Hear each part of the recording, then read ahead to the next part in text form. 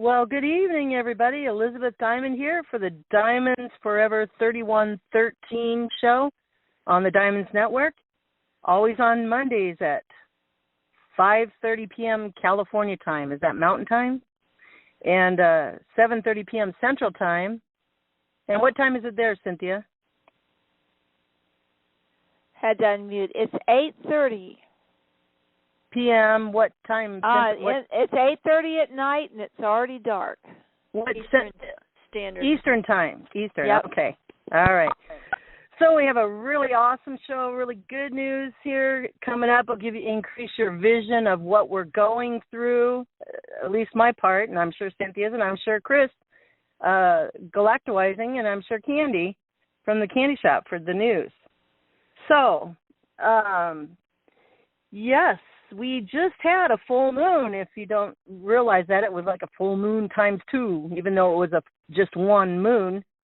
This full moon over the weekend was a full moon, which was the full moon orbiting closest to Earth this time, and it was the full moon, the brightest moon of the year, I believe. So that's a double whammy, and lots and lots of energy coming in. I'm sure everybody can feel it. Some, weird things that, change, pliable changes are here, and we're just going through that. We're not used to these pliable changes, and there's a lot fast. So hang in there, guys, and just go with the flow and stay balanced. Also, just want to warn you, 11/11/16, another big wave of energy.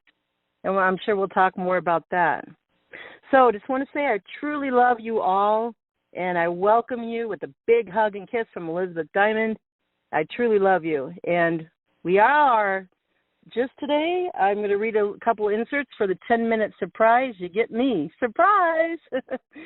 But today, there's a report out that we're fully out of 3D dimensional, and now we're in 4th dimension and 5th dimension, just the way that we're thinking and doing things.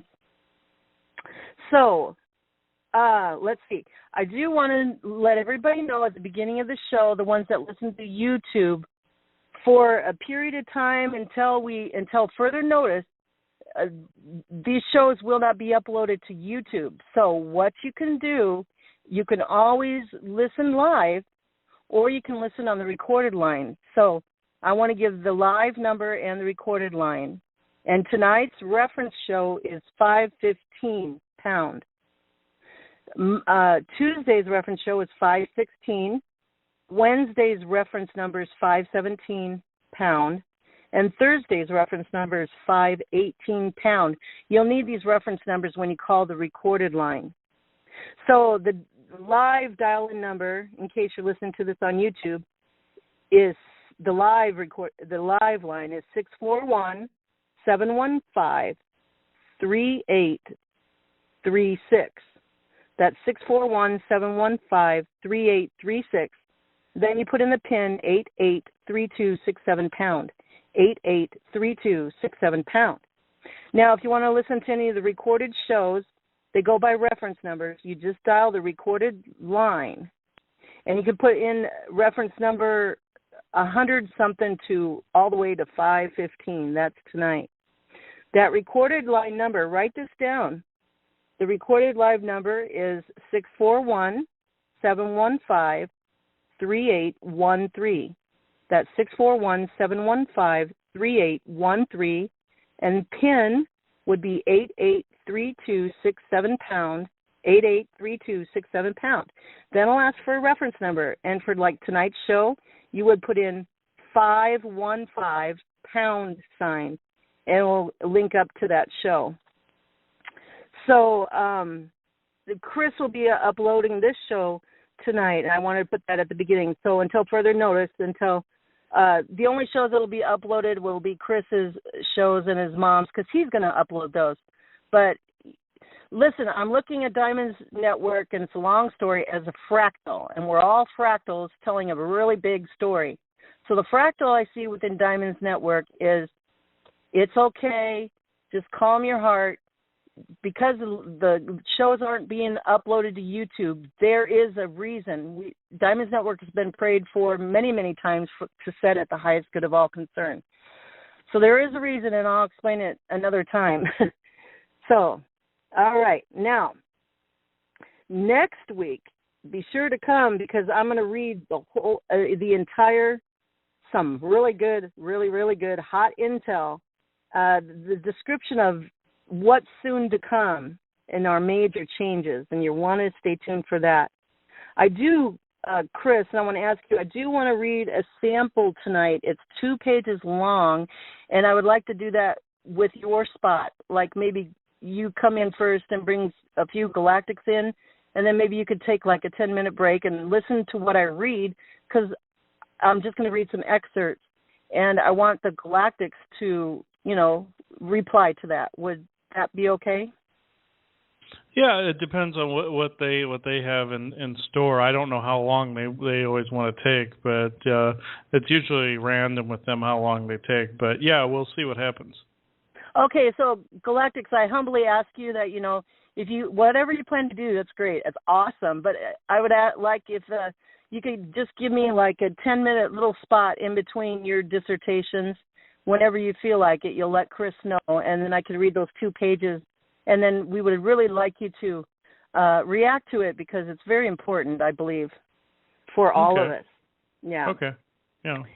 And then, okay, so now for this little spot, I want to read just brief energy updates that are really, really excellent.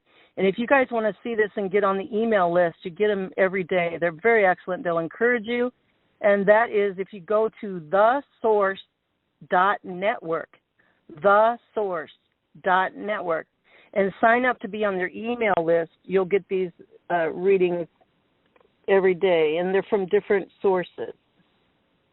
So let me just read a few of those, and then we'll go to Cynthia, and then we got a full load tonight with Cynthia, then my Candy Shop News, and for 8 to 10 minutes, and Chris and the Galactics.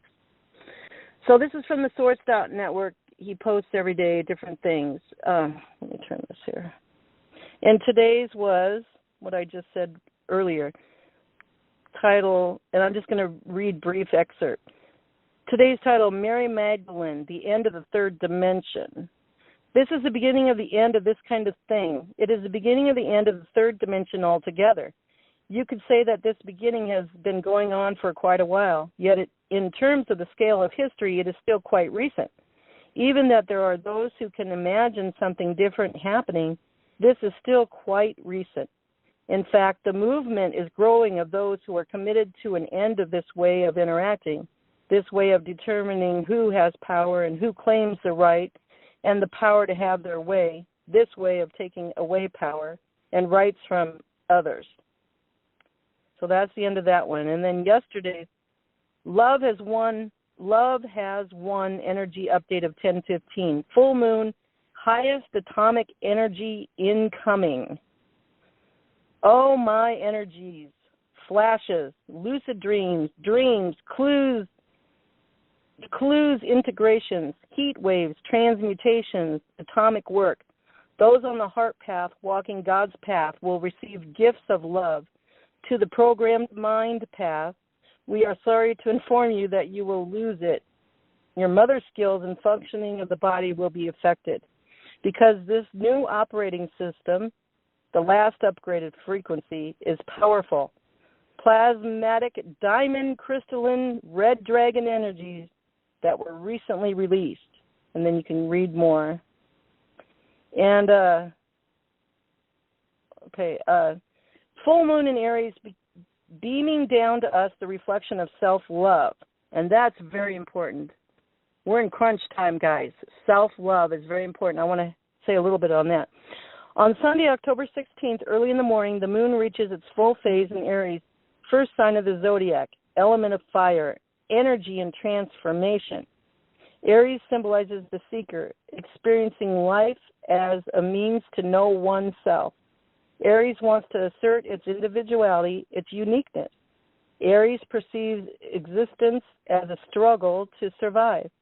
It is always on the move, full of energy and new projects, finding out ways of expressions not yet explored. These are the issues brought about by the full moon for the next 2 weeks.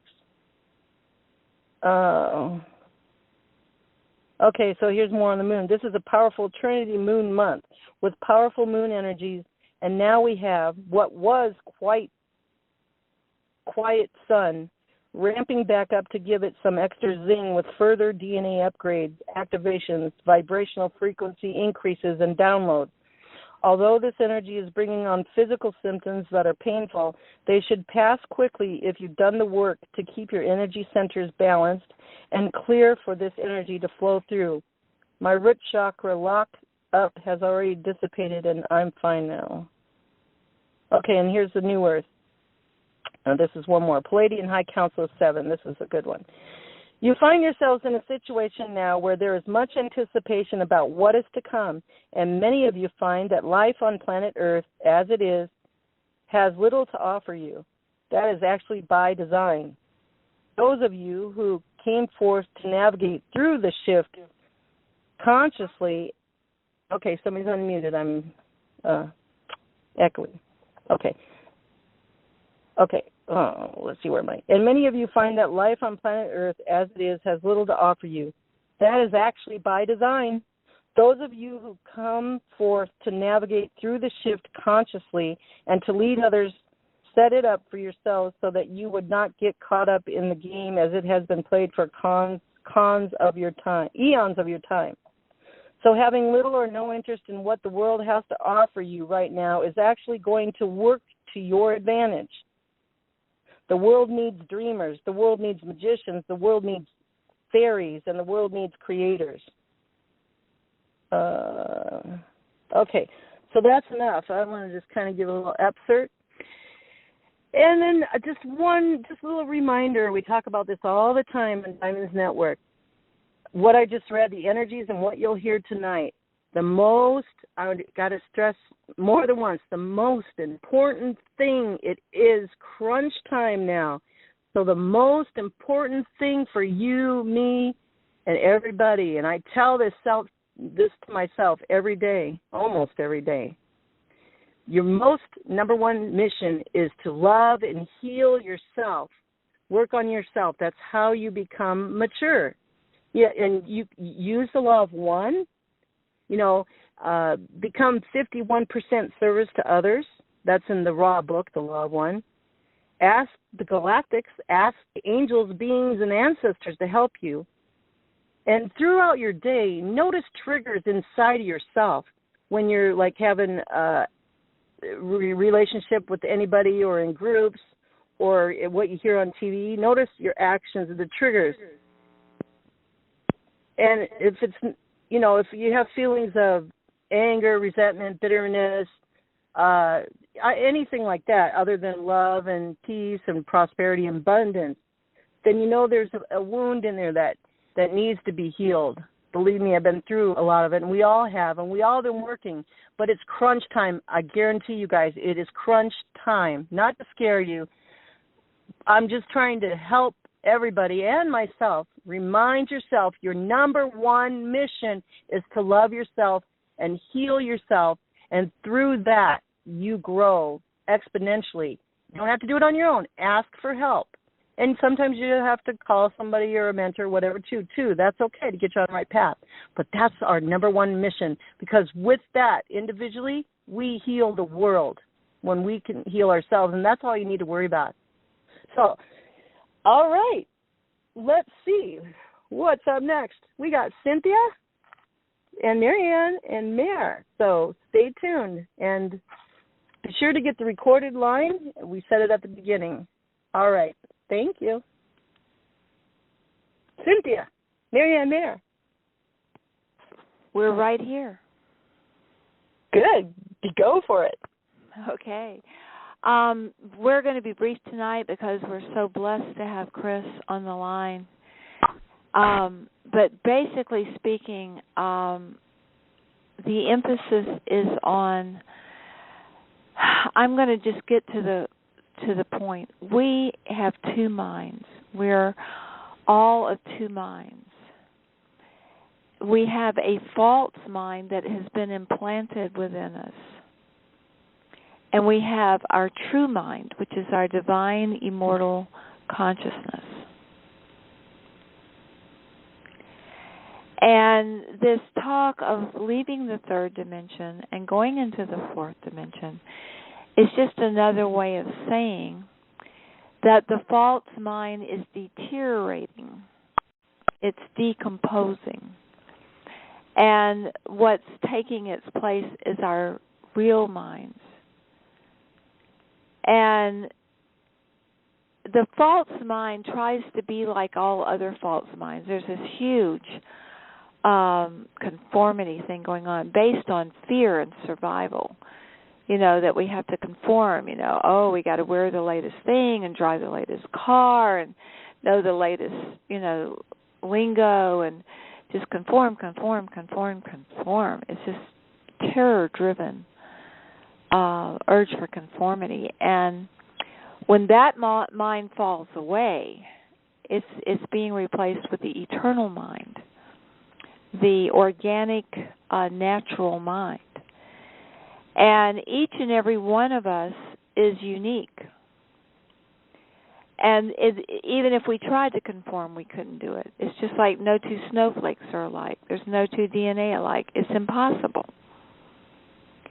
So we don't even go down that rabbit hole. What we do is we search for our gift that we have to give. We have a gift that we came in to give that took a lot of different beings working together for that to happen. You had to find a mother and father who were willing to conceive you, blah, blah, blah, blah, blah, blah, blah, and get here and be here. And there's a reason why it was you and not somebody else.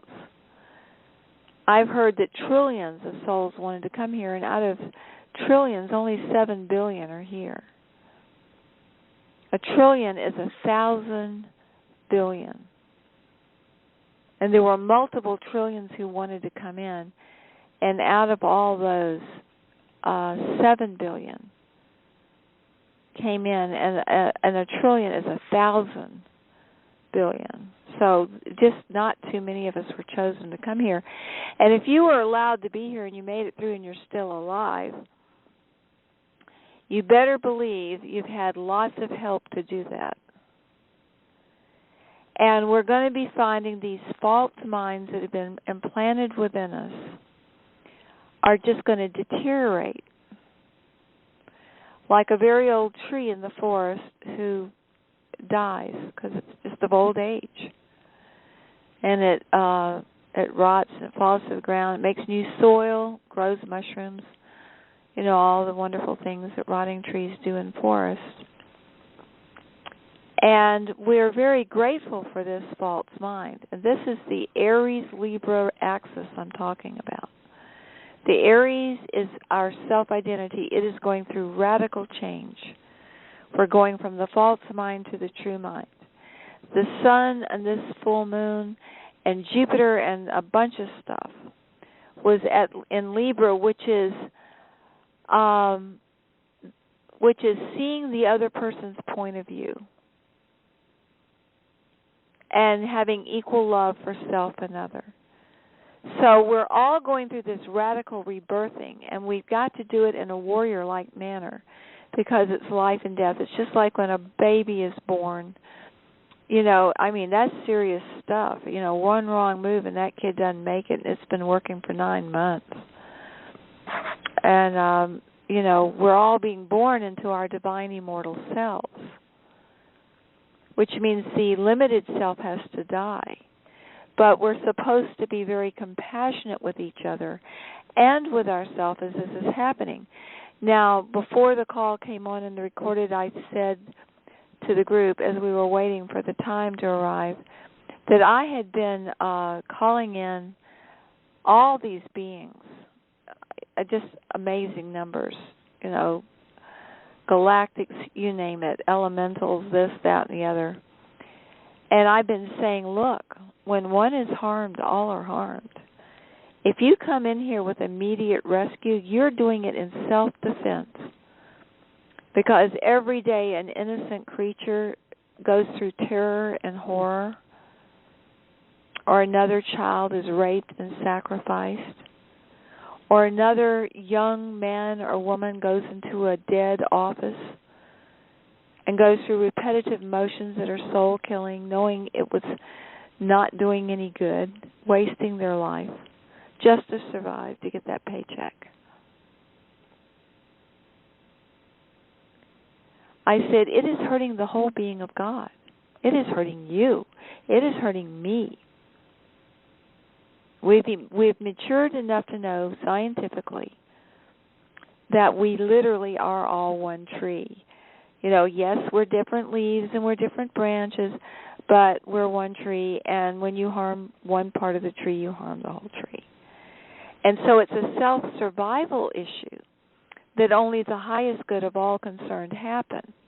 And that's your reptilian brainstem. The reptilian brainstem and all entities connected with it, known and unknown, have finally realized it's not a situation of the strongest survive and the survival of the fittest. It's a very serious scientific consideration that we're all one organism, and that when one is harmed, we're all affected by it, and when one is helped, we're all affected by it. Therefore, for national security, for self-defense on any planet, in any dimension, we all have to work together to bring about the highest good of all concerned, including our own self.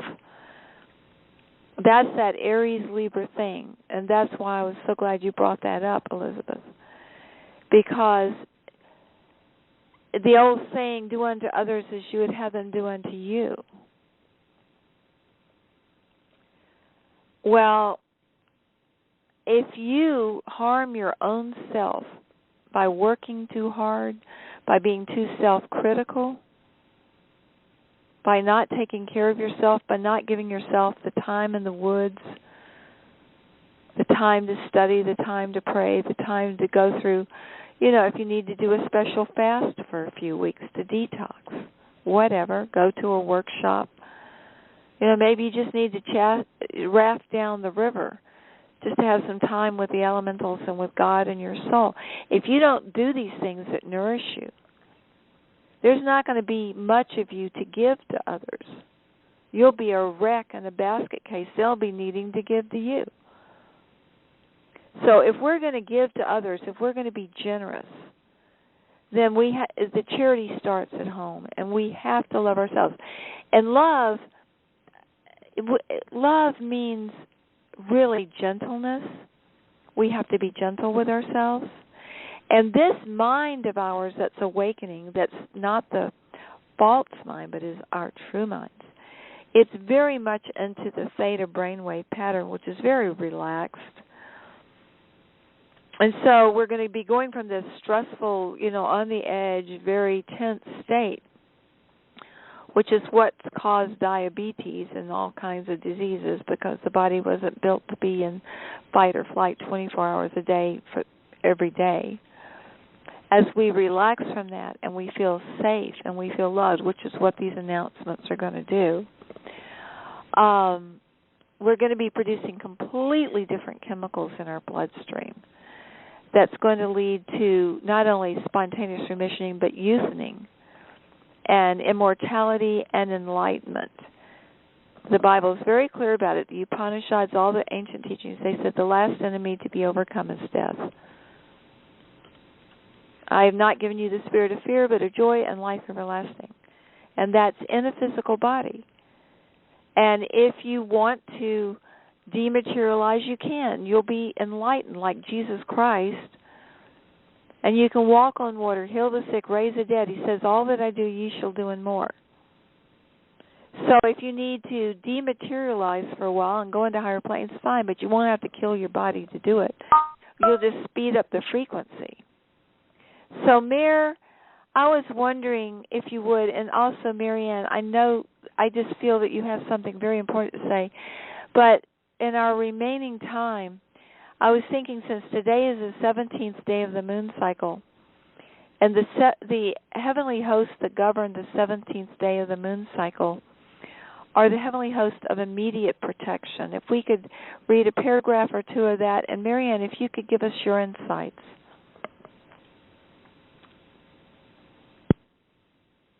Go ahead and read that first, Mare. Okay, I'll just read a little bit of this one. EMZOM, it's EMZHOM, the moon angels of immediate protection. Beloved, when danger is imminent, the adrenal glands produce chemicals that enter the bloodstream and enable the body to perform miraculous feats of survival. By taking this heightened state of emotional energy and directing it to flow with the qualities of EMZOM, a child of God can avert any disaster. These are feelings of the qualities of omnipotence, of the desired outcome, high cognition, the power of the word, transmutation by seeing through the eyes of love divine, harmony and justice, and strong feelings of the desired reality. These powerful emotions are used to bind, ban, and transmute any harmful negative force in a way that is for the highest good of all. So we're asking the angels, EMZOM, the moon angels of immediate protection, to please initiate and bless everybody. So be it, and so it is. Thank you. Wow. Immediate protection, huh? Yeah.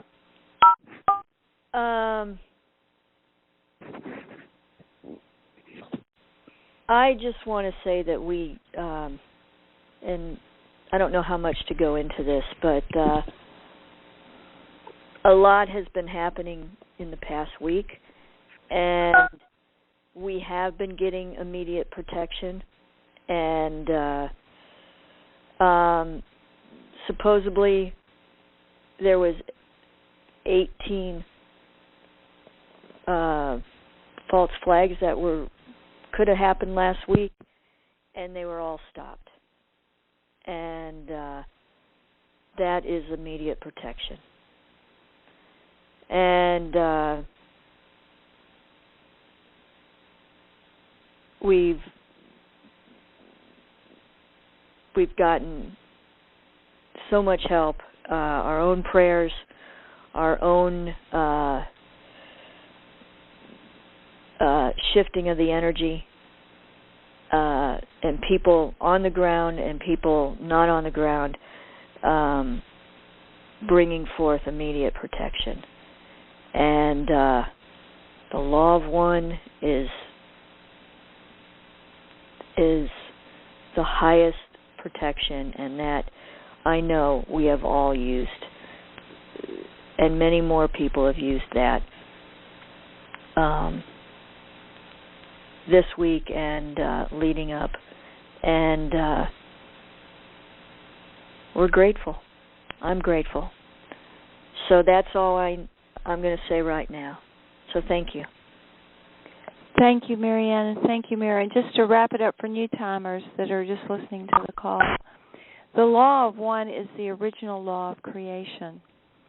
All other laws come from it. And it will override all lesser laws, both civil and social, and any kind of law. And it goes like this, but before I tell you what it is, just understand that if you get demons or discarnates or weird energies coming to you, they're coming to you because they see your light and they're looking for help. And if you can just be real, instead of reacting in fear and judgment, which is the old false mind, you can welcome them in as lost sheep who have seen your light and are coming to you for help. And you just be very polite and you just teach them this law, and that's what they need, and ask them to go teach it to everybody else that they know. And you might even want to call in, the mountains and hills are full of all the creatures and the Indians and Civil War, these energies. You can just call them in and give them the law of one, and then all this can resolve itself. And it goes like this. We are all one. When one is harmed, all are harmed. When one is helped, all are helped. Therefore, in the name of who I am, and I am one with all there is, I ask that the highest good of all happen, and I give thanks that this is done. So be it, and so it is. So back to you, Liz or Chris. Thank you, Marianne and Mayor. Yes, thank you. That was awesome. I just want to remind everybody that the Law of One is on the Diamonds blog on the right-hand side of the blog, and that's Diamonds with an S, forever, 31.blogspot.com. Or you can go to my Facebook, Elizabeth Mulligan, the picture of the one diamond, and there's a link to it there in one of the posts. And then I heard you, Marianne. Yeah, and I want to say one more thing of the Law of One. Well, I'm thinking of it. Here's what I'm discovering, you guys. Oh, my God. Here's how you will trick yourself into using the Law of One, and even it'll just come natural. As you go your daily life and you're like with a group of people, a group of friends, or even if you go to the bank and talk to a couple of tellers, before you leave or even in your mind, you can pray it. Pray for them for any issues or anything that's going on in their spiritual, mental, physical, emotional. Pray the Law of One for them, for the highest good of all and for all. And be sure to add everybody in this world that's going through the same or similar situations that the people you prayed for, that the highest good of all and for all happened to them. And we're doing way more, which Cynthia said today, we're doing way more with the Law of One than we even know. I mean, we're saving the world with the Law of One.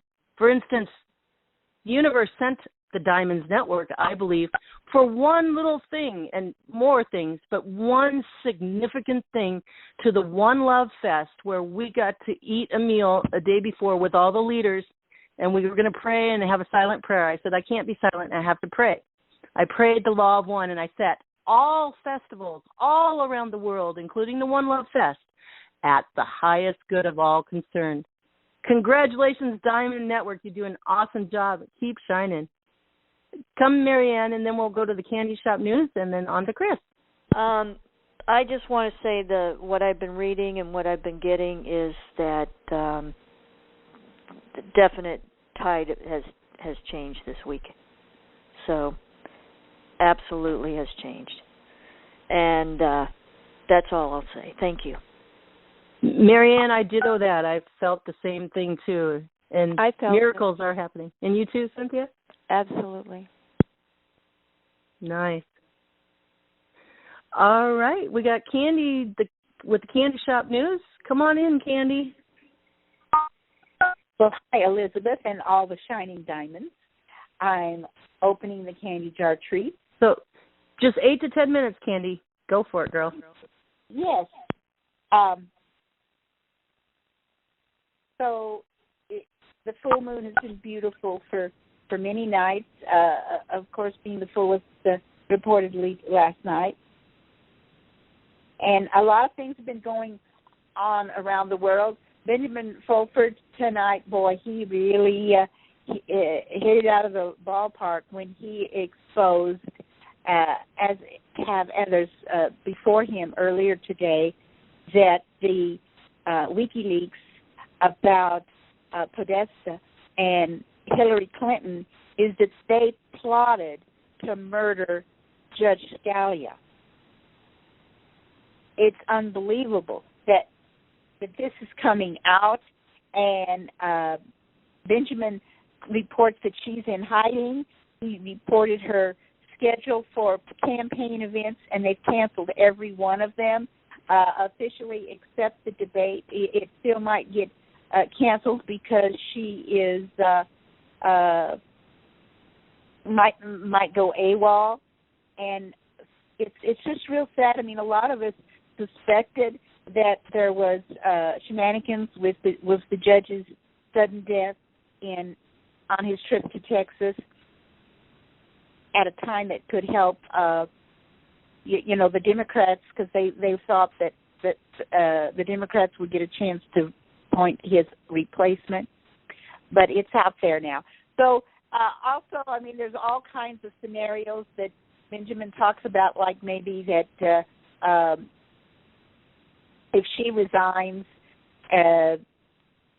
then Obama would resign and Joe Biden would become the president, and Joe Biden would ask Hillary's running mate to serve as VP, and all this could happen in the next few weeks, but that his sources believe that Trump will indeed win the election, that the election will take place, and that Trump is going to arrest a lot of people and really help the Galactics with the roundups, and 300 have been rumored to have been arrested this last week in Japan, and they will be sending them back to America, the Husarian bankers and cabal members in Japan, to stand trial. So that's what Benjamin was reporting this afternoon.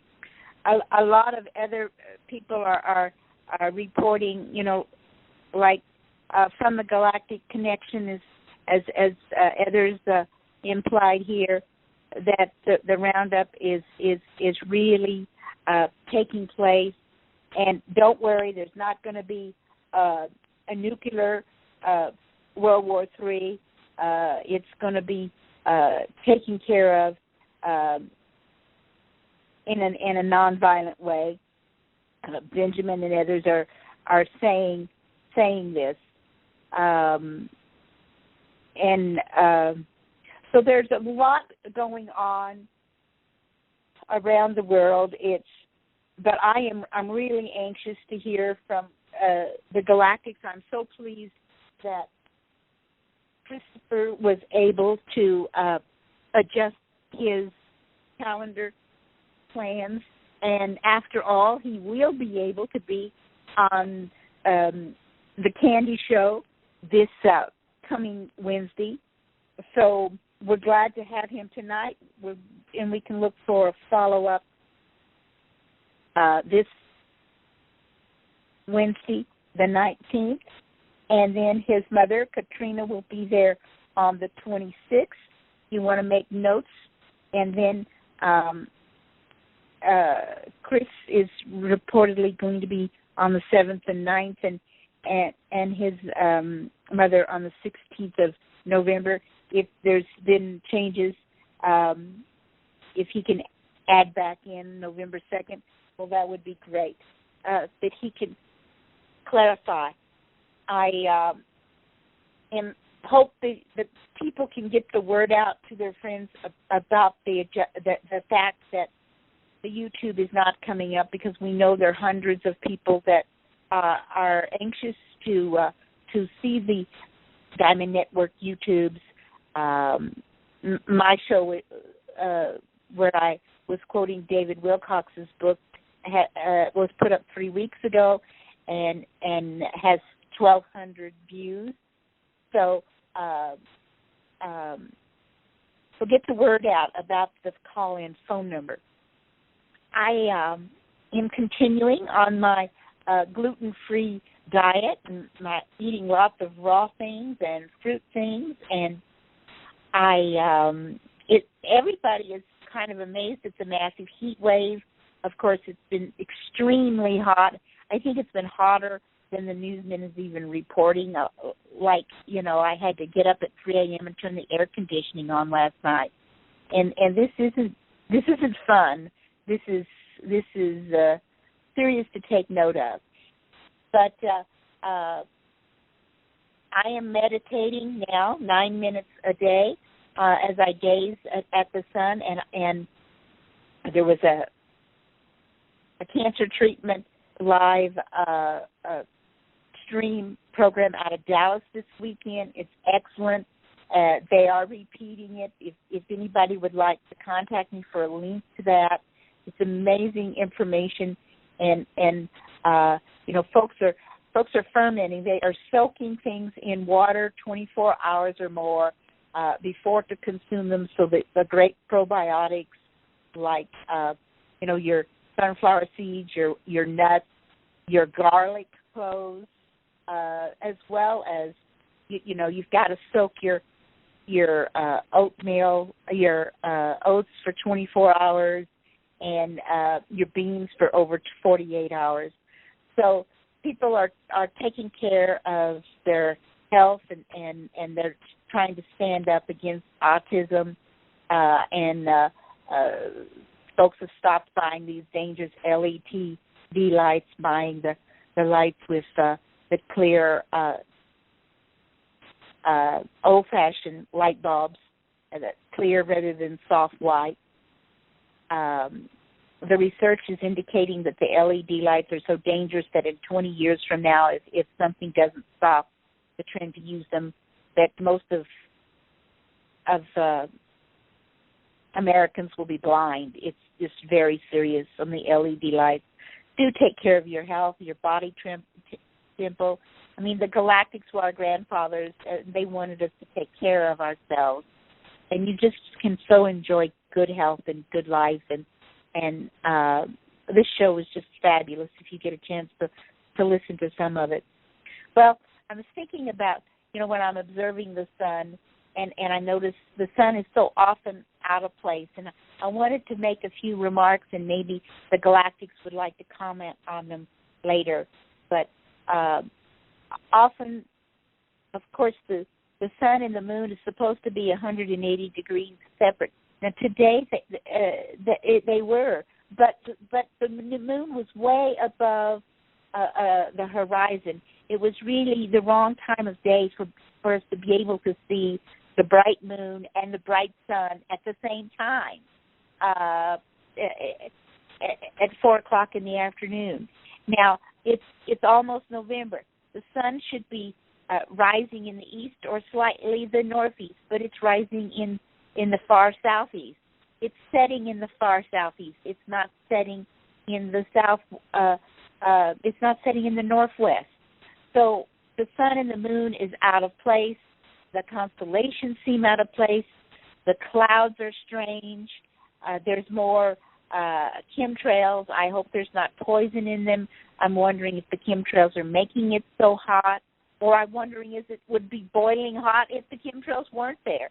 I mean, nature doesn't know what to do. The wind is just terribly strong. The wind is just whipping like never before all day long. So I'm just wondering, folks should set the intentions for the highest good for Mother Earth and what all we're supposed to learn from these signs in the skies. Well, I think I'll put the lid back on the candy jar and just invite everybody to come to the show, 7:30 Central Time, Candy Show, Wednesday night. Thanks a lot, Elizabeth. Perfect timing, Candy. That was great. Just a few announcements. So Chris will be on this Wednesday, and then Chris, we'll just do one at a time. When will you be back on a Monday show? What date would that be? Let me look at my calendar here. I got it right in front of me. Next Monday show, let me see. That will be the 7th of November. Next 7th of November. Okay, you guys. So, so next week, please come. I'm going to be reading some really, really hot intel on, not from the Matrix going on now, but from going forward, looking forward. Let's look forward. It's hot intel. You guys will really love it. We'll get a little piece of that tonight. And I just want to say really quick, I've moved and I don't have internet. I have to go outside to use my phone, and my computer's jimmy rigged to have a screen and then a laptop with no screen, so I have to jimmy rig it to another screen. And so I have been having to go to the library, and my blog, since I moved and used different computers, I'm locked out. I think I remember the number. I'm going to go try it tomorrow, but the blog has been down for a couple weeks. I usually post Benjamin Fulford. So hang in there. And also at the top of the blog is always the recorded line number and the PIN number or the live number. So send your friends to the blog too. Again, it's diamonds with an S, forever, 31.blogspot.com, and that's all one word. And then, Chris, we'll give it to you. I just want to remind you in the Galactics, I'll let you cue me when you're ready for me to read these 2 pages, which I am going to read out of the Ascension Mysteries, Revealing the Cosmic Battle Between Good and Evil, David Wilcock. And the subject is going to be on making our vision clearer of what's about to come. Like I say, it's crunch time. And I'm not going to explain it now. It's crunch time, you guys. So love yourself, work on yourself. You know, material things, busy things are the past kind of because it's 3D. And just, you know, a little at a time and work on yourself. And, yeah, that's what these energies now are forcing us, I think, to do, each of us. And as we do ourselves, we love the world. We change the world. We're world changers. All right, Chris, come on in. And Galactics, welcome, you guys. We love you and we honor you and glad to hear from you. Thanks. Yeah. Yes. Should be interesting tonight. There are a few here. The one that's coming through clearly is somebody who has not been on the show before. So he's of a group that's been on the show before, but he himself has not been. So his name is Volegg. He is a big Viking giant, and there was something he wanted to bring through this evening. So I will see if he wants an introduction or if he wants to just do it here. Let's see. Okay, yeah, he just wants to come through. Okay. I gotta give him a minute. He's coming in a little slow.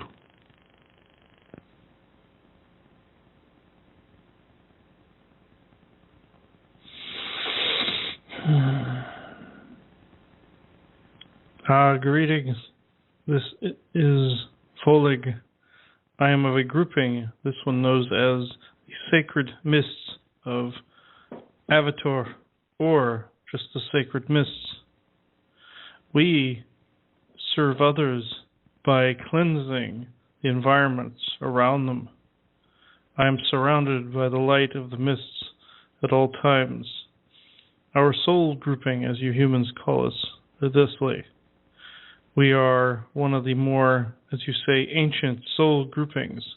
We include ourselves in the group known as M, and we spread ourselves across that of the cosmos, traveling at the speed of light, through which humans only have a small grasping of. This light travels in the blink of an eye, very much like how you see yourselves in the new modern age and day. What I am getting at is this. In your new modern age, there is a schism going on in the timelines. There is a concept out there that we know quite well, known to this one as holographic reintegration. In this reintegration process, there is this. In this process, the two timelines that humans would see as good and bad, though non-existent in their paradigms, as has been previously stated. This concept of some going on the ascension path and some not going on the ascension path is this. Say you are of a lower density and you are someone who has come in to help others evolve by being someone who rubs people the wrong way, let's say. In that particular instance, that particular individual or set of individuals would be on the non-ascension path in this time. However, we have come up with a buffer, as it were, in conjunction with the Venusian colonies and the Agarthan network and the Council of Saturn, to present to everyone this holographic integration. What this entails is this. Say you have these other two timelines, just like I previously stated, and say you have someone who is going to a higher density and someone who is staying in a lower density. What your scriptures of old have said is one will stand by a well and another one will not. Well, in this instance, with a holographic integration, this is not necessary. There will be no one disappearing, even though there will be souls going into one density and some staying behind. You have mistaken this particular juncture as the rapture. This is anything but a negative rapture of clashing of good and evil. This is where one timeline replaces another very swiftly, very seamlessly. And if we have done our job correctly, nothing will have happened at all. What I am saying is this. Your family, your friends, your immediate colleagues, your complete strangers, they are all on different timelines. They are all part of what you know of as the multiverse. They are all seeing themselves as the center of their world, their creation. There is nothing wrong with this idealism. However, we prefer people see themselves as part of the infinite, minus the ego, that is. However, in this particular paradigm, those who are too much service to, as you say, nothing, say you have no ambitions, no, say, light in your life, no goals, no anything. This will deter others of ever walking that path. I am not saying that people who choose to live a sedentary life are bad. This is not what I am comparing it to. I'm talking about the stagnation of energies. Stagnation exists within the lower vibrations.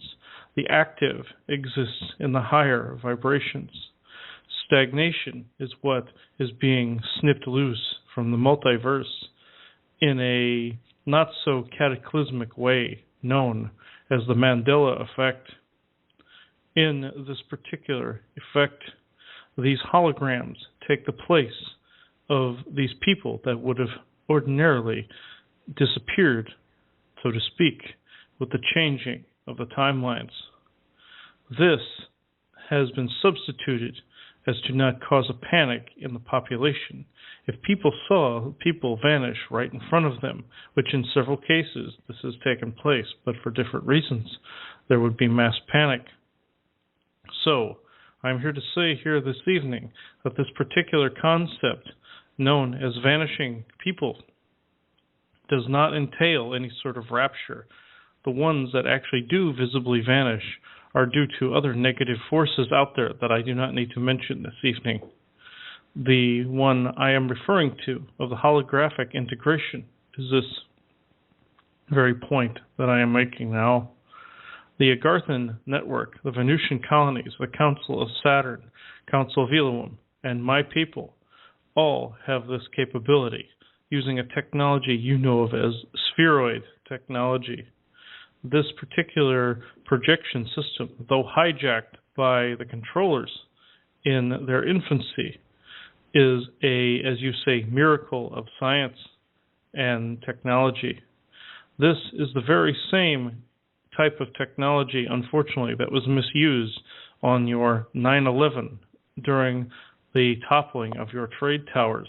I will not go into that portion. I'm just saying the contrasts are comparable by nature. Your dualistic seed, as this one has put it, is at its closing, as the Everything Consciousness thusly has said on these shows.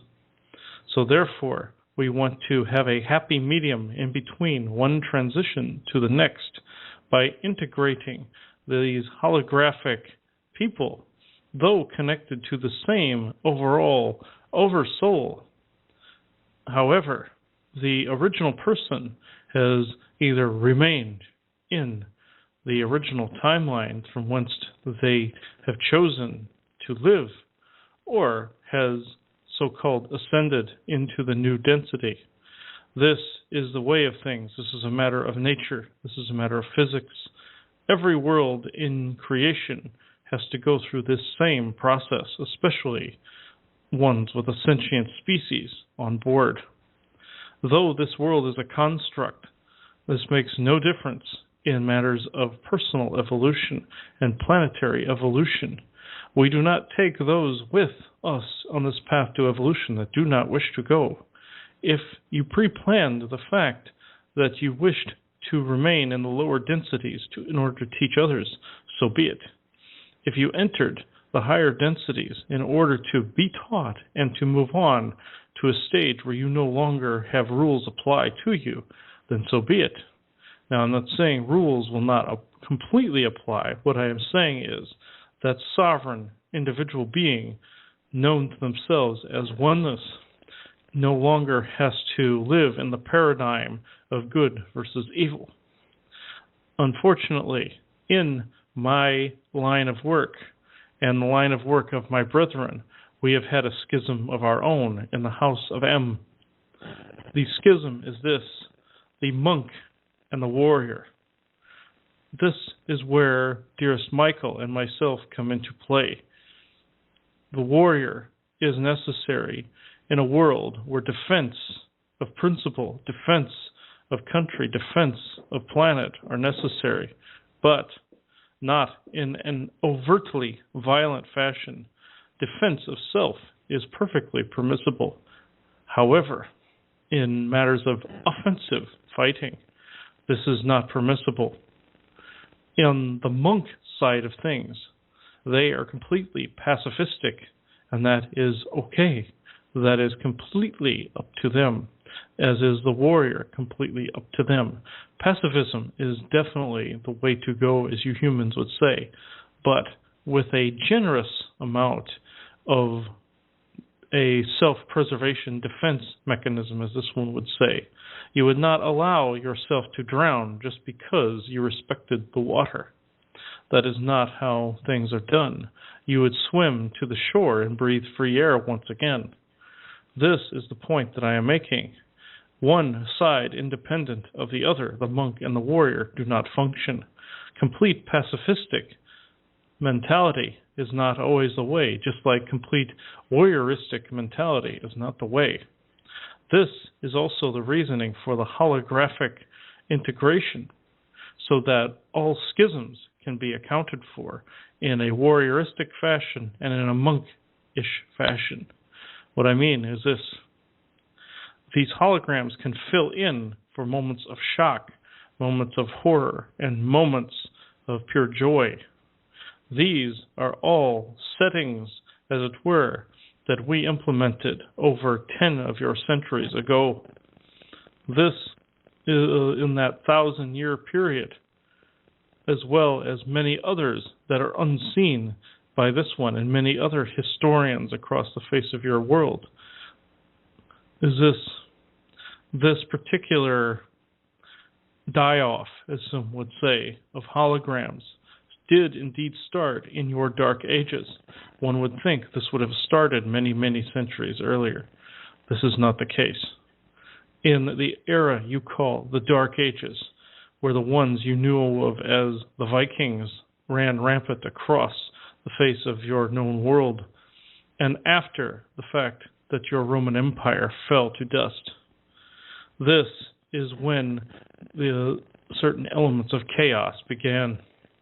We noticed that these energy shifts caused schisms in societies, panic in societies, and many schisms within the self because information was given too readily and too quickly.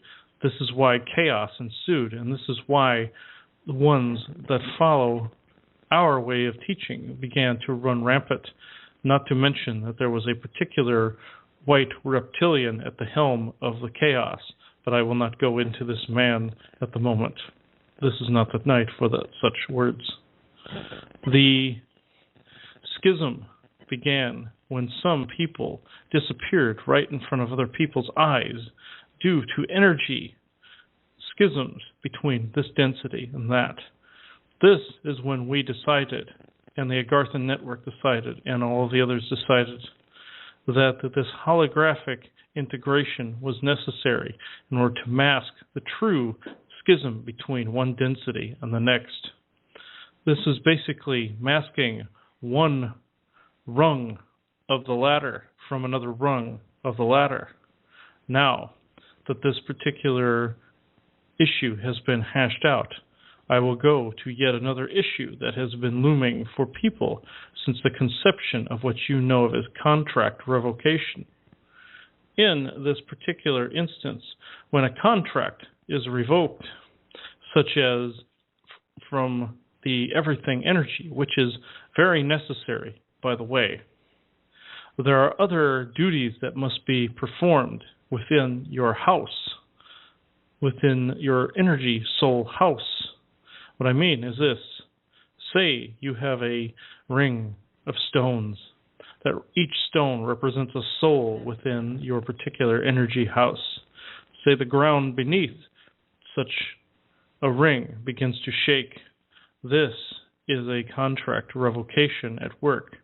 This earthquake will shake these stones out of their alignment temporarily and reconfigure. However, in order to reconfigure such a configuration, one must do their due diligence and maintenance and protection in order to reassert the original shape, but at a much tighter weave, as this one would say. This is how contract revocation gets its aiding. When other people do their due diligence and do their portion of the work, you're asking Source to revoke the contract. Source is asking you to aid in the realignment of your soul group's lens in that particular respect. It is this one would say, 50-50 bargain between the Source in all things and its extension, which is the human race. This is what I have come to say this evening. However, I will add one final addendum to this particular issue of not only soul contract revocation, but protection being 50-50. In what I just spoke of soul contract revocation, the 50-50 is as I have said. With protection, it is this. Say you are going through life saying that you are protected. This is a wonderful and wondrous mindset. However, one must have what you humans refer to as street smarts in order to defend oneself against the true darkness. This is not to say that you humans do not have the mindset, the will, and the manifestation ability to raise your frequency above that of your forebears. This, unfortunately, cannot completely happen within the genetic configuration you have come to find yourselves in currently. We are not saying you are inferior to this process. This is quite the opposite, what we are referring to. The genetic configuration you are currently in is not as evolved as other species that have gotten to the point in which you are trying to ascend yourselves to genetically too quickly. What I am saying is this. Yes, you can ascend to a high frequency, but only as much as your human frame will allow you to do so. You cannot push a river faster than it is willing to go. You cannot push a rock through a narrow chasm. This is still the same concept with your current genetics the way they sit. Your frequency cannot get completely high enough to ward off the true darkness. So, in this particular interim, keep your frequency as high as you wish, but mask yourself with what this one calls the charcoal layer. A warrior would mask themselves from their target or game in the woods during a hunt. This is no different in matters of protection. We are not saying go on the offensive and go hunting for the darkness. This is not what we are saying. What we are saying is this: show street smarts, but also show the fact that you can love not only yourself, but your neighbors as well. Show that you not only see us as equals, but see your neighbors as equals, as brothers and sisters, mothers, daughters, and fathers. This will show us that not only can you mask your highest of frequencies, but you can achieve your highest of frequencies. That is all for right now. Thank you very much. Thank you very much, V. Now, Chris, that was awesome. The first dissertation V gave, there was a lot of parallels to what I'm going to bring forth later. Can you give a brief, just layman's terms of what you understand V said in the first dissertation, just a brief overview in your own words? It's always good to repeat. Mm-hmm. Okay, what he was saying is this. There is a concept, as he was saying, of the holographic integration. What this is the reason he claimed they came up with this is because the energies between densities are too rapidly changing. They are too widened when they change over. And this causes some people that are in lower densities to appear as if they vanished, and people that going in the higher densities will appear to people in lower densities as if they have vanished. So to compensate for this natural process, they used their technology to be able to create sentient holograms that were still connected to source, but they would fill in or be a buffer in between one person staying in a lower density and another person going in a higher density. So therefore there was no panic involved. Because if people start panicking, even though they're in a higher density, their vibration would then become chaotic and it would disrupt the process. So they got this idea to do this in order to aid everyone else.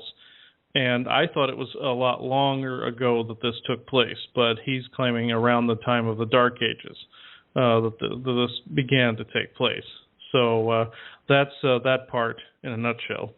So these holograms are a buffer between timelines that are coming together and merging, balancing, but a buffer to ease it, like Cynthia's prayer today. So are these holograms an actual? We won't know they're holograms, but they're actual life events or whatever day-to-day routines. But there's actually been a buffer put in there, in hologram. We won't know it. It's just like regular life. Is that we won't correct? know that. Yeah, we won't know that it's ever taken place at all. They've refined it so well over the past millennia that we won't know that anything's happening at all. Beautiful. I got a question. Mm-hmm. So they would be connected to us, but we wouldn't be able to see it. No, we don't see the projectors for these holograms, but we will see the holograms. They're people, they're places, I've found out they're even whole cities in some instances. But yeah, we won't see that anything's happened at all. You know, as Valiant Thor has always told me, if all goes well, people won't ever know anything's ever happened. Sure. And with these holograms, that's the case. But we won't see our own hologram, or will we? Not that I am aware of currently, no. Yes. Okay, that was my question. Okay, thank you. Cool. And one more comment. When he was talking about being a warrior or a monk, the warrior concept I think I'm getting because I'm like experiencing it. For example, I met a group of people today and that I'm going to work with, and the one-liner I would preface it was what Cynthia teaches us and the masters have taught us. One of them is don't hurt the little children. So I'm going in there. I'm higher vibration, they're like, whatever, just a normal day, 3D stuff, and there's dysfunction in family and all that. And it's kind of like going in somewhere undercover. You don't necessarily, oh, I'm this, I can heal this, blah, blah. Just go with the flow. You don't even have to talk what you know. It's kind of like play acting and just love from your heart. And by your actions, they like change. I've already seen that. It's kind of like going undercover, kind of like a warrior. And, you know, like getting a job on purpose to go in and heal the family. You don't even have to talk words. You just go in there like a tuning fork. Kind of, sort of, kind of thing. What do you think, Chris? Yes, yeah, that's as good an explanation as any. Cool. Okay, well, we're ready for next. Whatever you can do. All right. I'll see if Volegg is done. Yeah, he's done with that. Okay, I'm going to see who else is here. Okay. It looks like the Joyous' people are here, the Ligarian people. So let's see if who wants to. This is very interesting. Looks like one by the name of Limpton is here. He's never been on the show before. He's very much like Joyous, except he wears a different outfit. He wears this bowler hat. He looks kind of like he just came off the streets of London. But let's see, what does he have to say? All right. Looks like he's going to balance this whole conversation out with something a little more upbeat. Let's see. Let's see what he has to say here.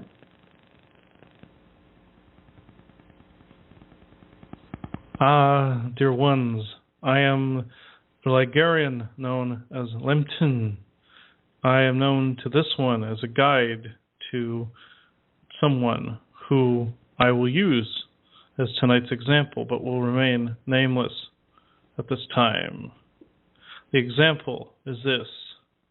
This is, as he has just said, the upbeat portion of this conversation. This is an example of one who is in the higher vibrations. This is an example of one that knows the value of the oneness. This is an example of one who knows the value of the infinite, but also lives a human existence. This is a template that I wish to bring forth this evening. This particular template is thusly: though the beings, or the people you know of as the average Joe in society, go from day to day, night to night, doing their thing and going through life, this is also a means to the oneness that this one here has not yet completely grasped the concept of, but I will explain it to everyone on this call to this evening. Say you have one person. They go from their job day to day, as I have said. This person goes through their life not knowing nor caring what lurks around the shadows. This person, though they may not be enlightened in stature, may also be going to the higher densities. The reason I say to you is this: this person is actually living their existence and accepting their existence, not accepting darkness. This is completely different.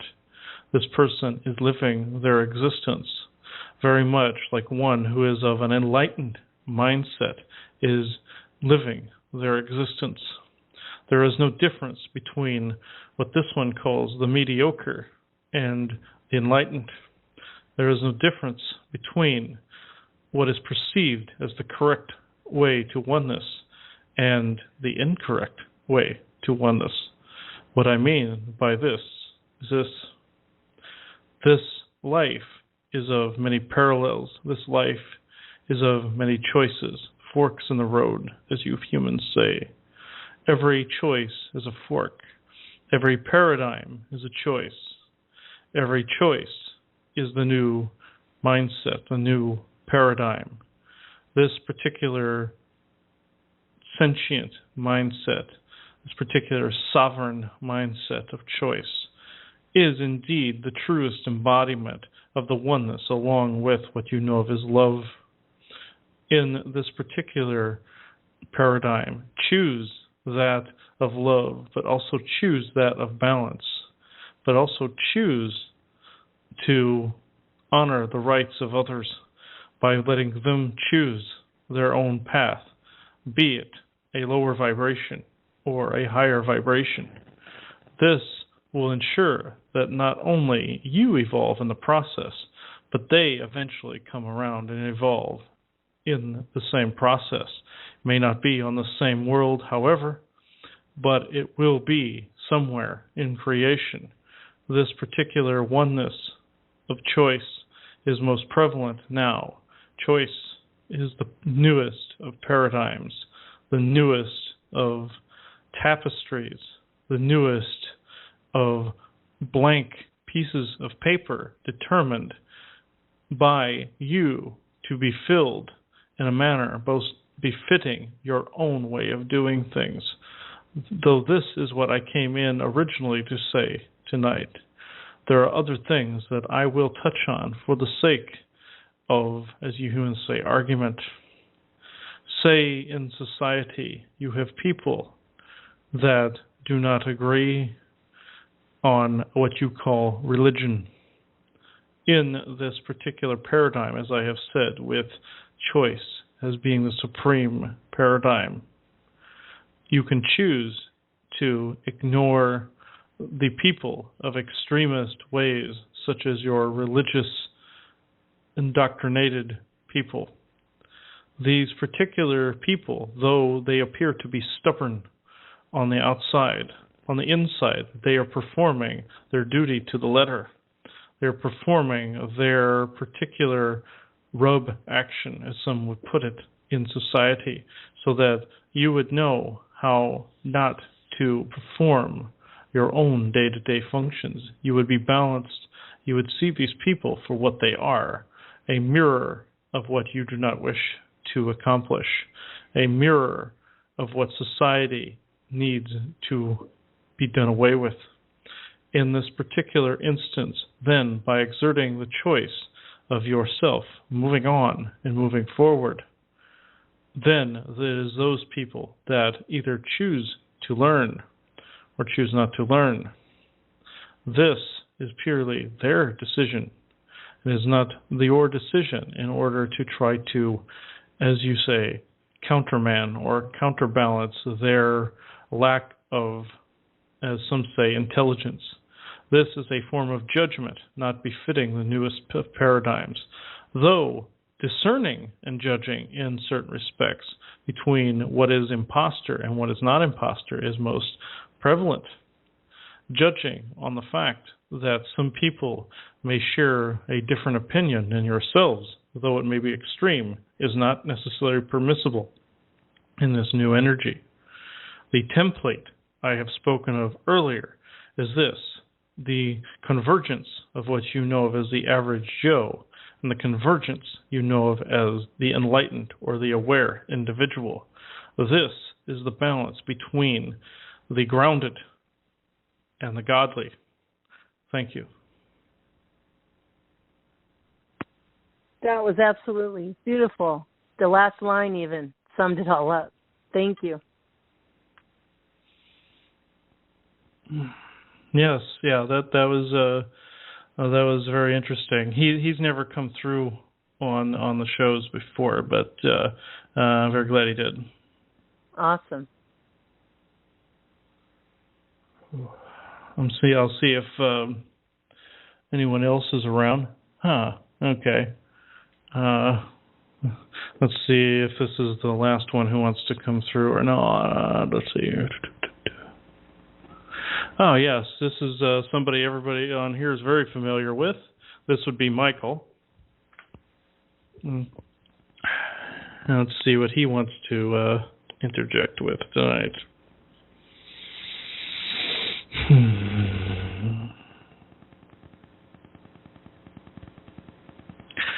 Greetings, everyone. on this call. You know me as Michael. Some call me the Archangel thereof. I am here to state tonight, though my people you know of as the Anunnaki created this schism between what you know of as good and evil. Even myself participated in such things.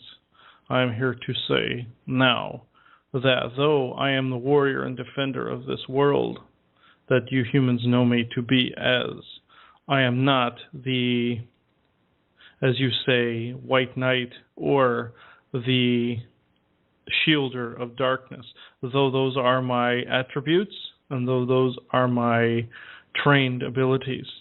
I am here to say I defend people. I defend those who cannot defend themselves. I help teach with the light and the dark.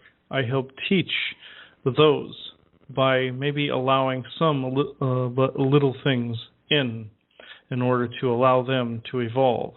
But the overage of darkness, as this one would say, I do defend against. There is such a thing as an over amount beyond that of the balance. This was discussed a little bit by the everything energy not too long ago. But what I'm here to point out is this. In the beginning, I had the idea, as it were, to have these two concepts in people's lives, the light and the dark. This was something the everything brought into creation, but it was I and my people that decided to take this lens or this concept or this paradigm and give it a face. This all started in the beginning when my dear brother Lucifer broke free from our circles and began to go with the whims of chaos at the time. This sent me in a schism when I began to chase him across that of the breadth of the multiverse. This sent me into the spiral of the dualistic seed. This sent all the other remaining 12 of my kind into the same spiral. This is the division of worlds. This is the division of the good versus evil paradigm, at which is at its most falseness. This is the epic battle you always attribute me and my dear brother Lucifer to. One good, one evil. However, in that particular interim, that at that time was true. It is no longer the truth, nor has it ever truly been. In this instance, I can honestly say, I will defend anyone who asks me to, though their lesson might be of such that I teach them in the only way I know how to do. I will aid those who cannot necessarily aid themselves. I am Michael, and I am defender of this world. Thank you. Thank you, Michael, for defending this world. Thank you for all you do. And thank you for all you do, Chris.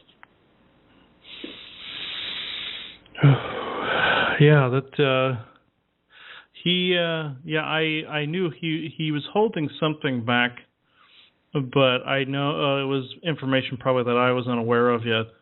But I knew about the fact that he did admit to me that he helped aid that false paradigm for a little while, and it ended up on some level teaching humanity, but on another level hurting humanity. So he's also around to help kind of sow the seeds of repairing this particular damage that people have attributed more to movies, but then they've attributed it to real life, and that's not necessarily true.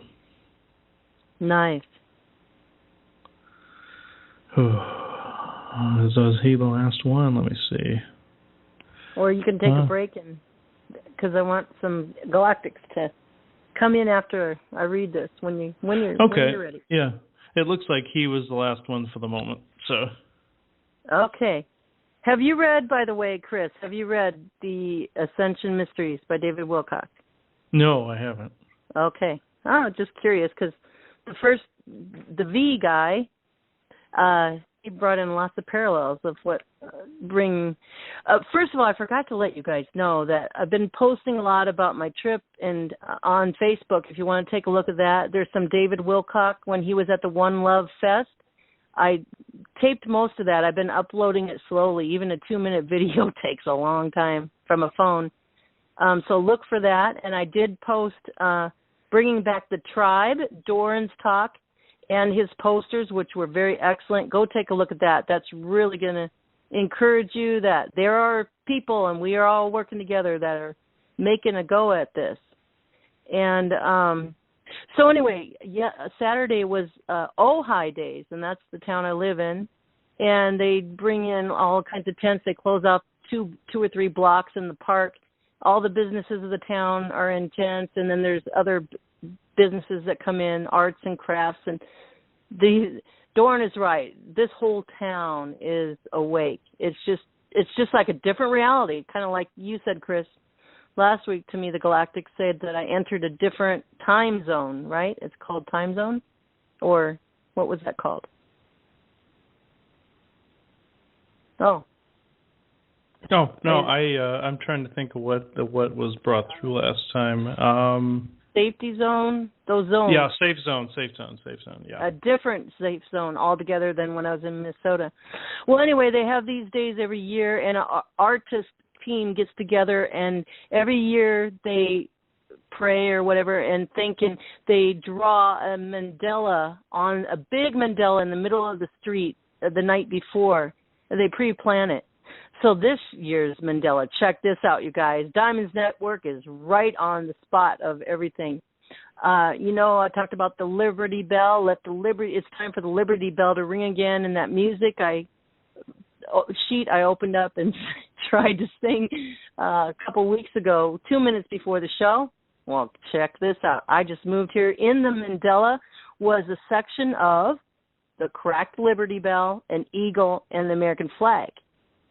And another section of the circle, the Mandela, was Mother Earth with an umbilical cord and a baby. They were all three connected. And I truly believe we're going through the birth canal now. So if you can kind of think of that in your meditations, that's where all of us are. We're all fractals. We're all a piece of God. And you could see that in your own life. You're going through the birth canal. Read up on that in the health books, and then you'll get a clue. You'll see where your life, you'll be encouraged because you'll see you're going through the birth canal too, like everybody else. So I just want to bring that forth. And I was, just so you know, the Ascension Mysteries is number 11, that number 11 on the New York best-selling list. And what else did I want to say? I just want to emphasize, I'm only reading excerpts, so I'm going to skip around a little bit. I'm going to read the full version next Monday after Cynthia and Candy, and I'll read it in parts, and we'll then discuss it a little bit and do a little round table, because this is going to give you an awesome vision of what we're going into and to help you prepare too. And also, I'm going to be reading about our specifics of the ascension process, and then I want to read a little bit about a whistleblower. His name's Daniel, and I think I understand, he worked from one of the big contract companies that the Cabal uses, lots of contract companies. But what he experienced and what he did will give you a clue of what we will do when we're ascended. It's very interesting. So, okay, I'm reading from the chapter, and I really encourage you to get this book, but I believe that this material I'm bringing out today and on next Monday is really essential right now, and it'll help a lot of people get into their balance. I'm reading from chapter 15, Chat Lane's quote-unquote big year ends with a bang. And I'm just going to read two and a half pages here. All right. So again, I'm reading excerpts, so don't judge it and don't try to figure it out till next Monday when you get the full force of it all. But there's good stuff in here. The hidden secret of the precession. Chatelain also spoke about a 26,000-year cycle called the precession of the equinoxes. It was a slow wobbling movement in the earth that caused the apparent positions of the stars in our night sky to drift by 1 degree every 72 years. He indicated that many ancient cultures seem to be obsessed with this number. I would soon find a wealth of evidence suggesting that a massive energetic event occurs at the end of each 26,000-year cycle.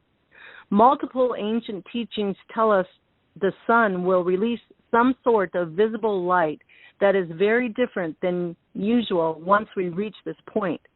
The end of the cycle was widely believed to be somewhere around December 21st, 2012, as I exhaustively detailed in the source field investigation. Since we have clearly not experienced this event yet, it is entirely possible for there to be a decent margin of error when we are talking about something that occurs only once every 26,000 years.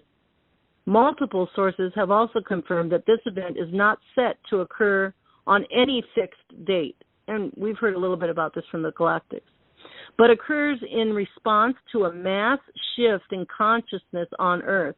This epic solar and energetic flash may well produce ascension for those who are ready for it, and 35 different ancient cultures had the science of this cycle hidden in their mythologies, as we will soon discuss. Chatelain, that's Chatelain, found that this magical 26,000-year cycle also fit perfectly into the constant of Nineveh. When I divided the Nineveh number by the cycle of the precession of the equinoxes, also called the big year, I had the greatest surprise of my life.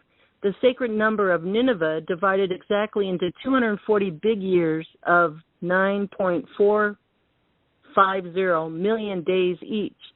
This book was translated from French, and every other source calls it the Great Year, not the Big Year. So this was likely to have been a simple error in translation. Chatelain revealed that this great year is perfectly integrated into a vast clockwork of orbits that are all interconnected with flawless precision. His breakthroughs reveal that our current scientific models of planetary and celestial orbits are in need of a massive overhaul. Ascension is built into the clockwork of the universe itself and will propel us into the next level of evolution, like, check this out, like a massive bell ringing on the hour. Is that the Liberty Bell? And somehow, the supposedly primitive Sumerians had already discovered this truth. I just read this book like last week, and so that Liberty Bell thing was a surprise to me. Okay, lost civilizations and the usual interval. The vast majority of the books I read argued that a major disaster had completely wiped out an ancient, highly advanced civilization that had spread across the entire globe. It was very common to hear the books refer to this civilization as Atlantis. The name Atlantis came from the Greek philosopher Plato, who revealed it in his works, the Timaeus and Critias, from approximately 400 BC. Plato got his information from Solon, the wisest of the Greeks, who was fortunate enough to gain entrance into the highly secretive Egyptian priesthood. The priests told Solon about a powerful cycle of time that they called the usual interval.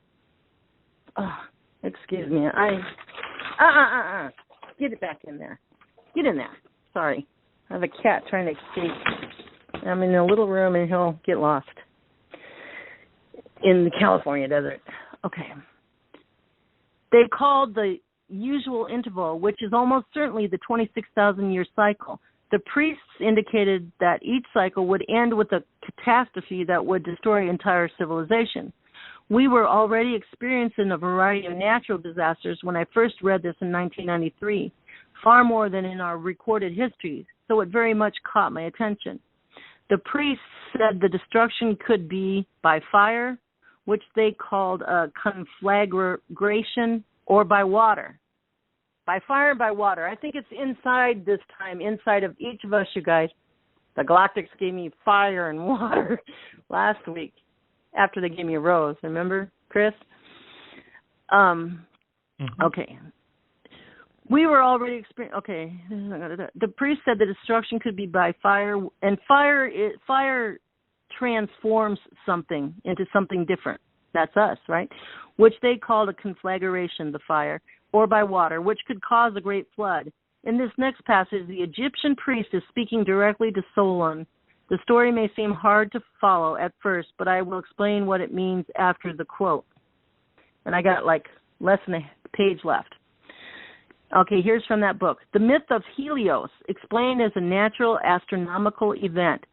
There is a story, which even you have preserved, that once upon a time Pathon, the son of Helios, having yoked the seeds in his father's chariot, because he was not able to drive them in the path of his father, burnt up all that was upon the earth, and was himself destroyed by a thunderbolt. Now this has the form of a myth, but really signifies a declination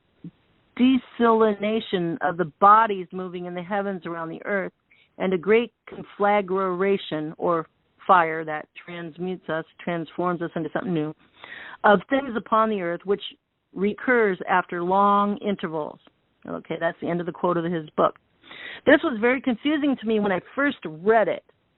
Clearly, it was talking about some sort of massive energetic event, here described as a great conflagration, or fire, which repeats after long intervals of time. Once I read Fingerprints of the Gods by Graham Hancock in 1995, this made more sense.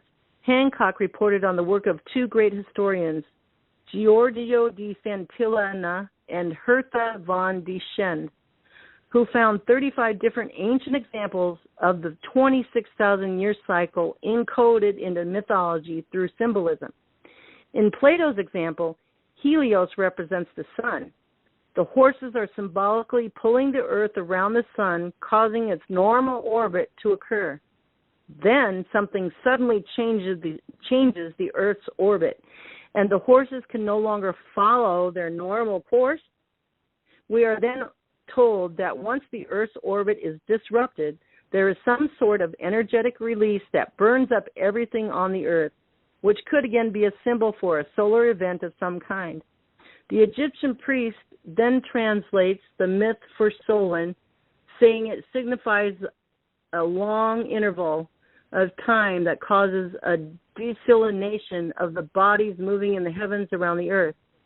This is a very precise description of the precession of equinoxes.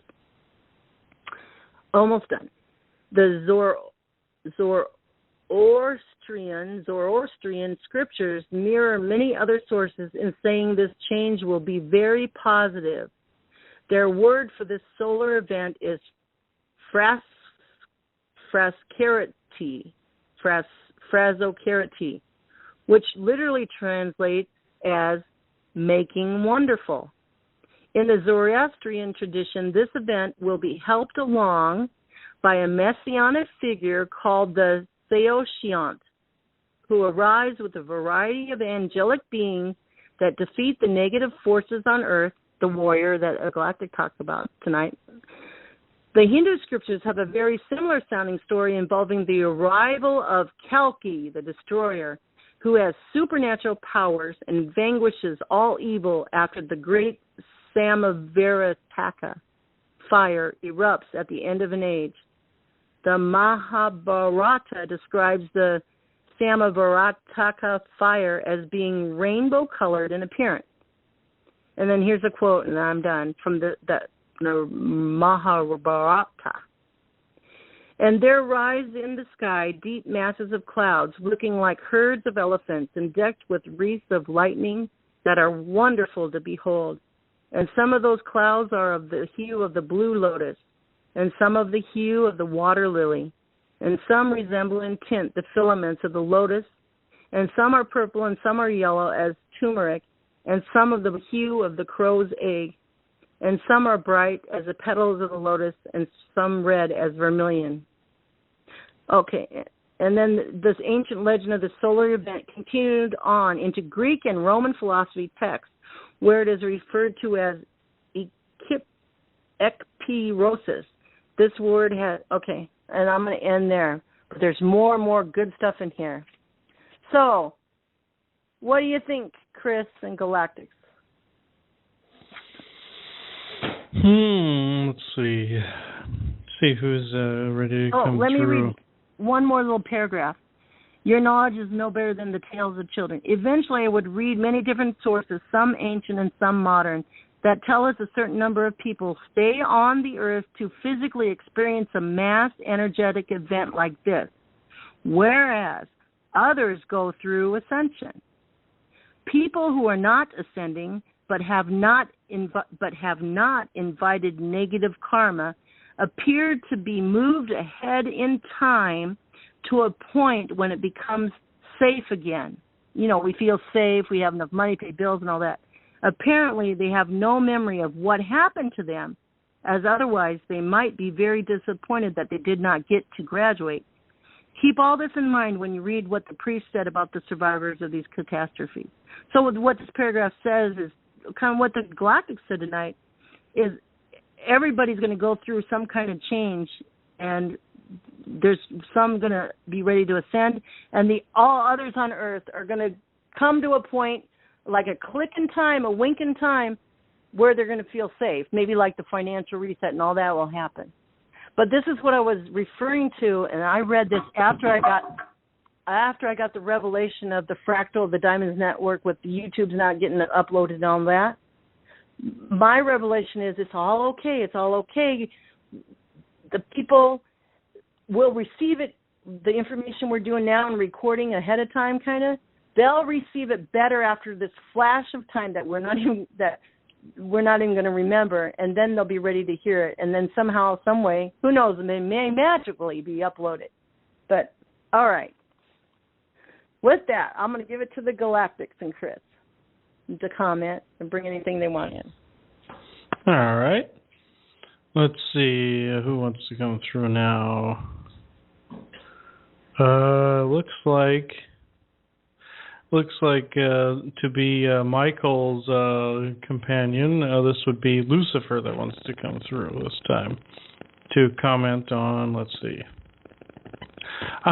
He wants to comment on the shifts and changes, to basically give an addendum to what was brought up by Volegg and the others, but in his own innate way.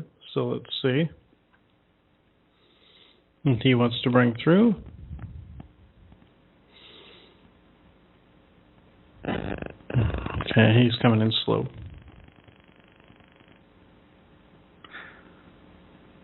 Greetings, dear humanity. You know me as Lucifer. Some have called me Prince of Darkness. Other ones have called me Dark Angel and the like. I, at one time, may have reflected these particular idioms, but in the now, I am as I am supposed to be, balanced and ready to seize the day, as you humans would say.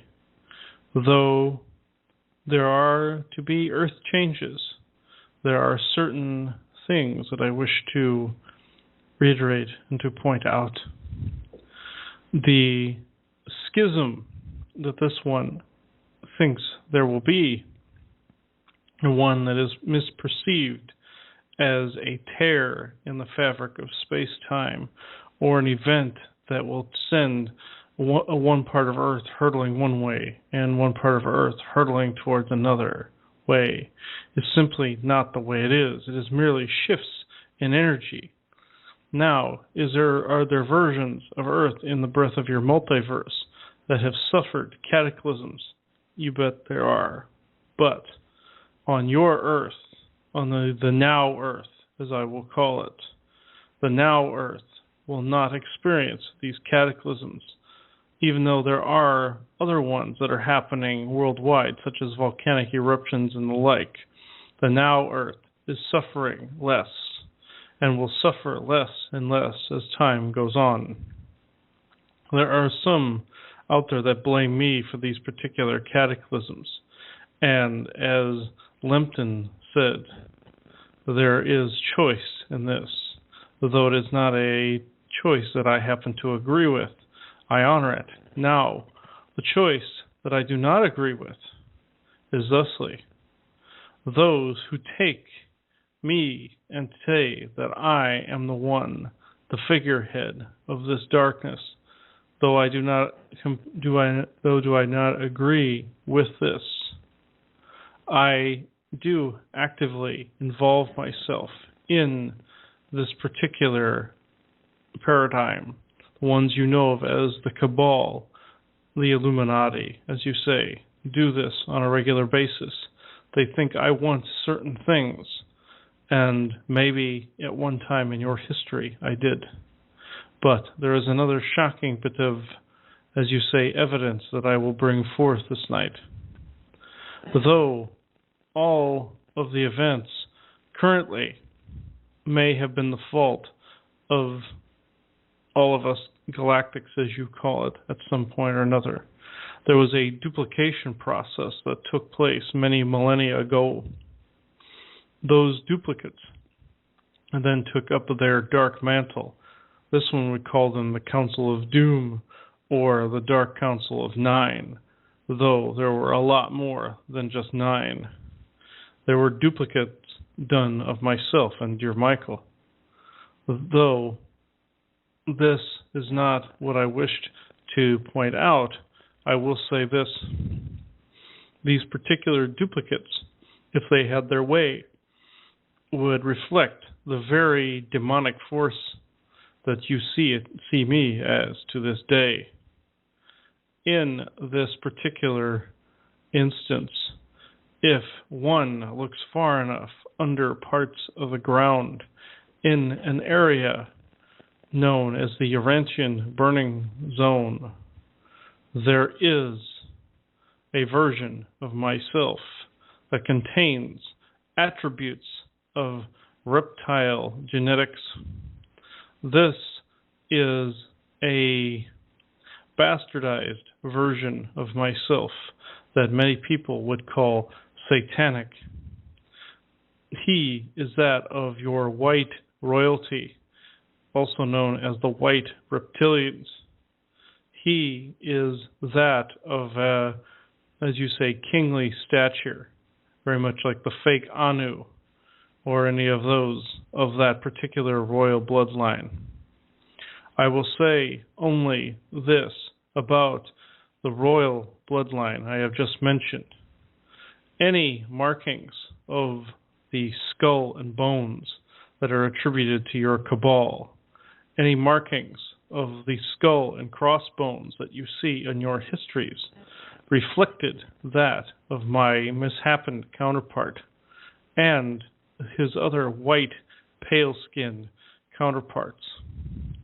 I am showing the look of this particular counterpart of mine to this one, so he knows to avoid this one and not go so, as you humans say, gung-ho or foolhardy head first into the schism.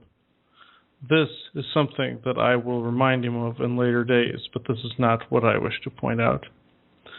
What I am saying is this: some of these schisms that take place are attributed to these dark forces, yes, but what I wish to bring forward, which will be most, as you say, unexpected from myself, from most people, is this: send your love energy, light energy, and balanced energy to these individuals that are around your globe. My counterpart is and may be in a prisoned area, but there are others that are not as such. There are others along your eastern seaboard. There are some that are in Europe, and there are some that are in your Asian countries and beyond. Not many of the white royalty stand thusly on the surface of the earth because they cannot handle this particular energy as they perceive schism. But if they are integrated slowly into its breath, then the breath will not claim them as a casualty, but claim them as a brother or as a sister. There are 2 left that are female and several left that are male. The reason I point this out is this: at this current moment or juncture, they are representing an imbalance in the schism between male and female. what I am segueing towards is this.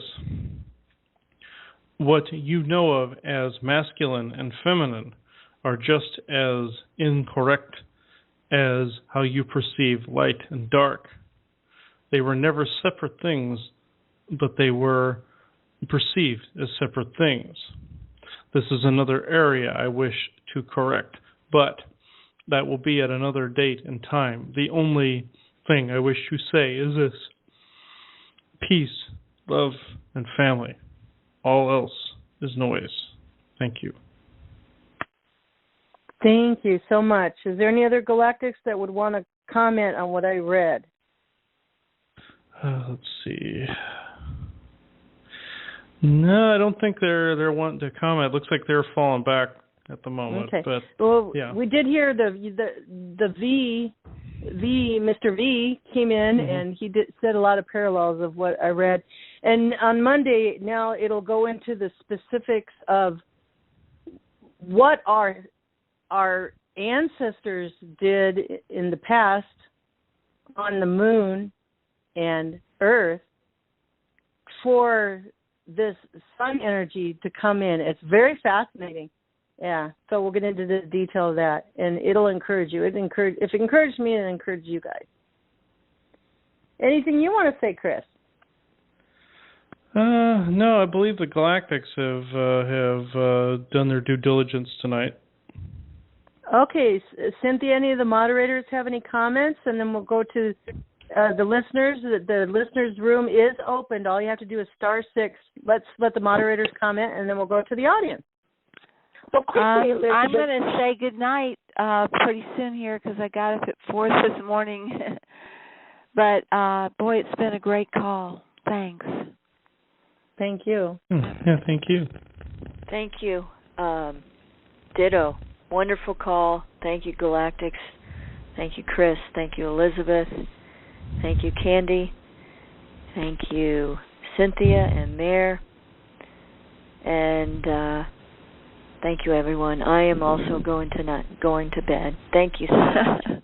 Sweet dreams. Good night. Good night. This is Mare. I wanted to really thank the Galactics so much. What an honor to have every one of you. Thank you so much, Lucifer and Michael and everyone who came through. You were just magnificent. Thank you. Yeah.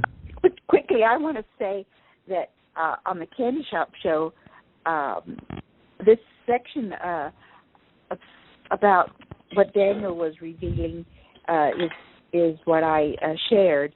And so I'm so glad, that over 1,200 people have already listened to my David Wilcox video. So that's the last one put up on the Diamonds Network. And folks who want to hear some more before they get the possession of the book might want to tune into that show. And thank you for bringing it on again, Elizabeth, and for the Galactics input on that section. That was great.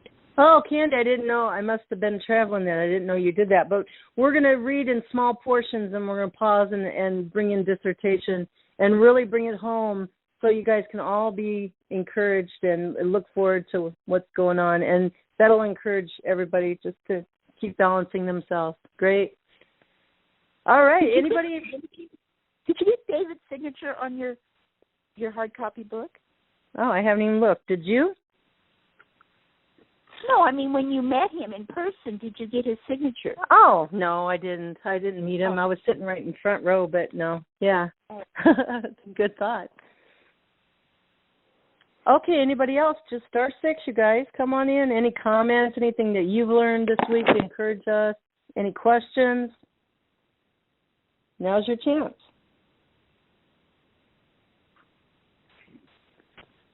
All right, guys. Well, I guess we're done. And Chris, will see you on Wednesday and see you back here on Monday and tomorrow, Tuesday, Monday through Thursday shows, you guys. Keep on and pass them around. Thank you, guys. I wanted to mention Mr. V that came in. He said something about us being mirrors of each other. let me tell you, something supernatural went on as I went to the One Love Fest. At least the first 2 nights that I went to sleep, every encounter, everything people said or did flashed back in my mind, and God was showing me that was like a mirror to me, exactly what V was saying. It's just, and it made me feel one with everyone. It was just beautiful. So thank you for that, whoever helped me through that. And yeah. All right, keep shining, diamonds. Love you. Thanks, Chris, and we'll see you soon. And hey, good night, everybody. Good night.